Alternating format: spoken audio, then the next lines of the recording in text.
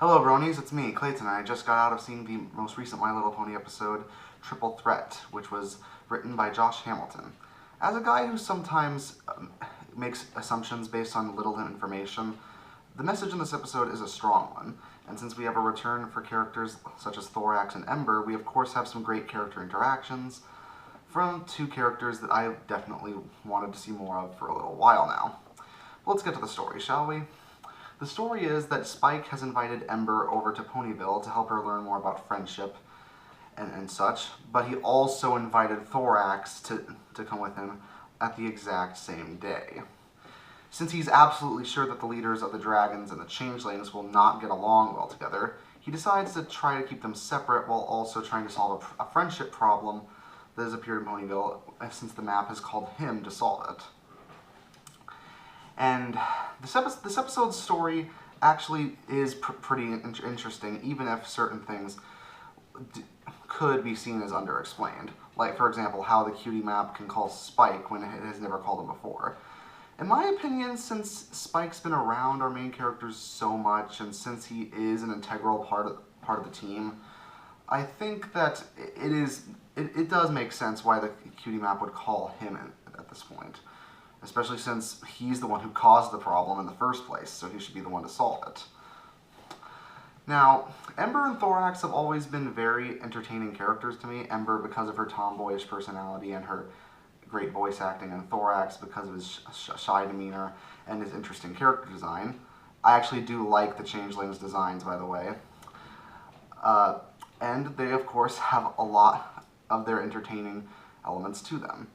Especially since Ember is treated more like a fish out of water in this case, with a lot more focus given to her not being able to understand how to make friends that aren't dragons. The fact that her actions seem a little overly aggressive to a more friendly kingdom does make for some of the more entertaining moments. And also Thorax's own little fish out of water moments, such as him rambling on and on and on about his problems being the leader of the changelings, where it feels like he just goes on and on and on for eternity.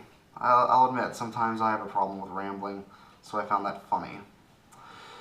Now, another thing I liked about this episode is even though there is a clear Aesop here, don't assume things will go wrong just because you have little to no information on them, we also have Ember and Thorax helping each other out with their own problems, throughout the episode. Since Thorax has to learn to be more assertive, and Ember has to learn friendship in a way that doesn't involve crushing her competition or setting things on fire. I like the fact that almost every single character who had a focus in this episode had to learn something. It's not just one character that did. It sort of reminds me of how most episodes in Season 1 developed multiple characters, whereas most episodes in Season 2 only developed one or two at a time. Having a good mix between episodes that develop one character and episodes that develop multiple characters, in my opinion, works well, keeping the audience engaged and making sure that not every episode is predictable.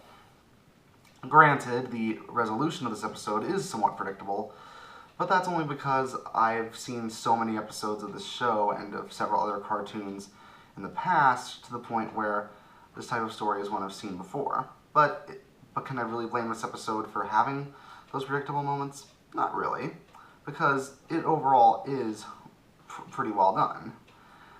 The dialogue is very funny. Spike happens to show off more of his positive traits even when he screws up.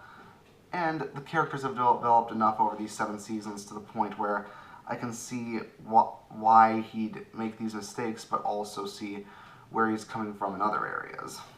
Even though because as shown in the last episode, these characters, even though they've been around for a while, are not flawless. They can still have dents and quirks, but as long as everything works out in the end, and they learn something, we can see it as a positive experience. And that's essentially what this episode was.